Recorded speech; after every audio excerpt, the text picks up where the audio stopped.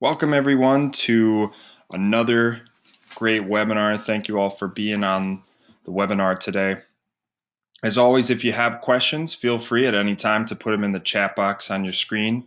Otherwise, we're going to jump right into it today. Today is the fourth R, the final R, and we've been talking about reputation and reach and resell, and now we're going to cap it off with a referral. And how do you build a reliable system for referrals? So the next 30 minutes, we're going to talk about kind of the numbers when it comes to referrals. So some of the statistics and how many people get referrals, how many businesses rely on them, and why providing a great service, it isn't enough to get the referrals you want. And we'll talk about why that is and what you can do about it, and strategies for increasing referrals and making them predictable. That's the key. You need to make them predictable so you can account for them in your marketing budget. So let's get started here. So here are the 4 R's. We're up to the top, the referrals, kind of the capstone here. And ask yourself these 2 questions, okay? How many formal referral generating systems do you currently have with prospects and partners? Okay? So how many systems you have both with your customer base, your prospect base, but also with strategic partners? All right? If the answer is 0 or 1, you've got some work to do. And the second question, is your staff trained and compensated for generating referral opportunities? Okay, that's the key, is that you need to make everyone on your staff aware of how to generate referrals, what to look for, right? You need every possible place working for you to get referrals. So, New York Times states 65% of new business comes from referrals. It's huge. It's key. Many businesses, right, get a lot of their business from referrals. 41% of businesses count on referrals for over 80% of sales, okay? Most of the businesses that I talk to, they get a majority of their business from referrals. And that's great.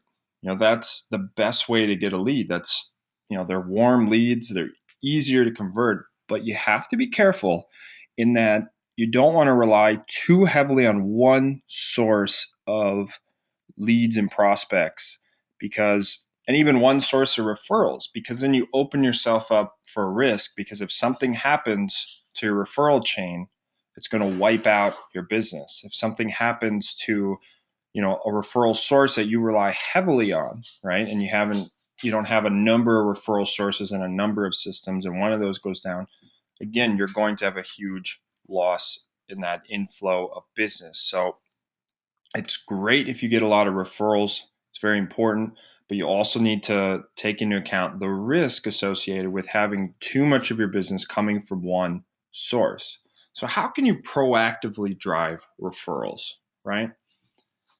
Well, you've got to understand that good customer service doesn't always equate to referrals.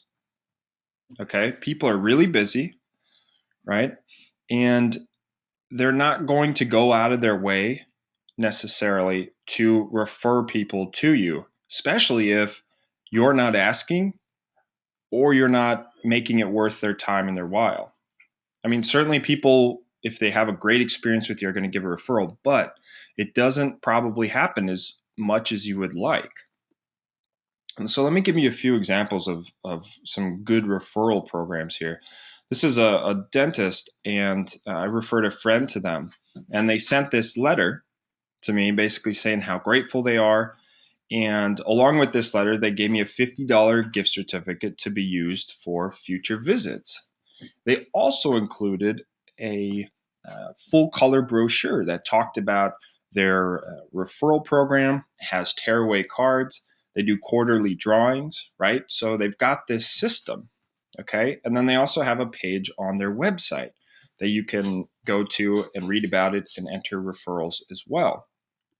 A couple other examples are a landscaper where they give you $150 in cash if you give them a referral that closes, right? Another one they'll give you $50 for every person, or I guess at bat, that you give them, for every lead that you give them in the first 8 weeks that you work with them. So you don't necessarily have to create a bit of compensation, but I can tell you from experience and from talking to people that if someone is going to give me $100 versus nothing, I'm probably a lot more likely to want to refer, the $100 person. So if you can compensate it and you can make it so that it turns that money back into the business, like the dentist, where they give you money towards future services, that's probably the ideal way to go. So 83% of satisfied customers are willing to refer products and service, but only 29% actually do. Remember, having a great service in this day and age is just not enough sometimes. People are just too busy, they're too distracted. And if there's nothing in it for them and you don't make it easy, right? You don't have a system or a process, you're not asking for them, they're not going to do it most of the time. So you've got to leverage a referral system. So word of mouth systems, it's just chance, it's hope, right? That's the strategy we've prescribed to, regretfully, is just hoping that people out there in the goodness of their heart are going to refer you, versus having an actual referral strategy that's predictable, it's consistent, and it's repeatable.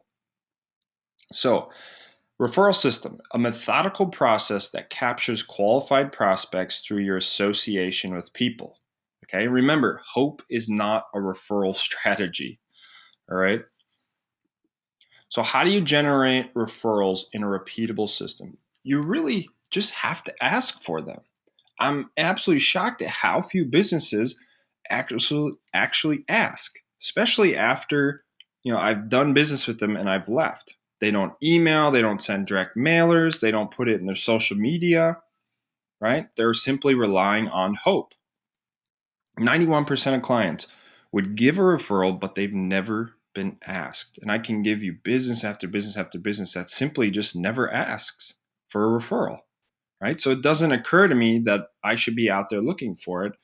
And if you do ask, you've got to let people know what you're looking for, right? You've got to be a little bit specific. You've got to help people visualize or think about who you want to have coming into your business. So requesting referrals, it's fairly straightforward. You can incorporate, if you create some kind of referral program, even if it's not compensated, you can put it into referral cards. You can do postcards, direct mailers. You can put it on your social media. You can put it in your emails. You can put it on your website. You can put it in your email signature. There's a whole host of things that you can do, and making sure your happy customers see them, right? They've got to see them. So requesting referrals, print and mail. So I think referral cards are great, or having some kind of handout that you can give to customers that talks about your referral program, just like the dentist and their brochure. Maybe you just do a little card, a double-sided card, something like that. And you can also send out postcards on a structured schedule. And maybe you run some kind of contest where the most referrals gets some kind of X prize, right? So the most referrals in the next 90 days will win a TV or whatever it is. Again, that's why you've got to know what your lifetime value is, so you know how much you can spend to get the referrals. But there's things you can do that are creative and that are much more consistent, right? And you can automate a lot of this stuff as well. Online, right? Putting them into contests, coupons, any kind of viral promotion. And also, again, your website, your mobile website, your social media, your email signature, your newsletters, get it out everywhere. Make people really aware of it. Essentially, what you're doing is you're building a sales force for yourself. And the same holds true with vendors, okay? For instance, if we had a web designer who would refer us SEO people, right? Having a referral system for that type of person, for like a partner, a strategic partner, or a business coach that would refer marketing to us, right? Think in your business, if there's anything you can do, or a referral kind of program you can create for your strategic alliances, right? And not just for your customers. So the big takeaway here, okay, is that referrals are great. There's no doubt that they're great, but they're hard to depend on if you can't make them predictable.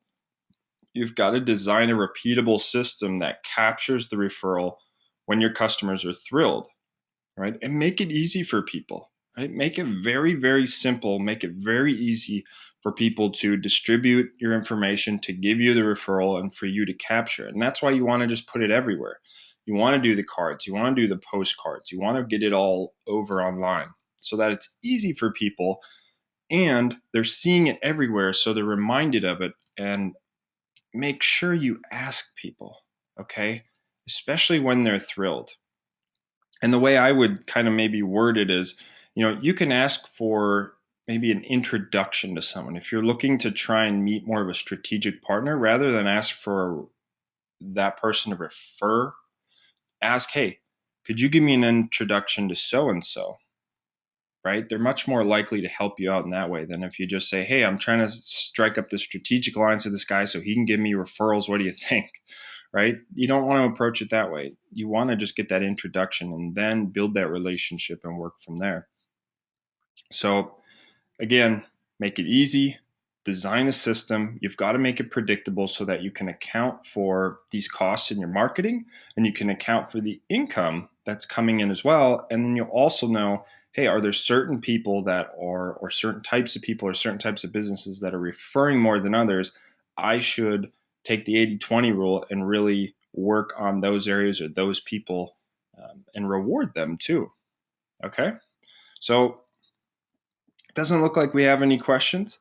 So again, that was the 4 R's. We've gone through the 4 R's. Next week, we're going to be doing a little bit of an interesting thing. We're going to do a little bit of a Q&A, kind of the questions that I get asked most often and the questions that people should be asking. Okay.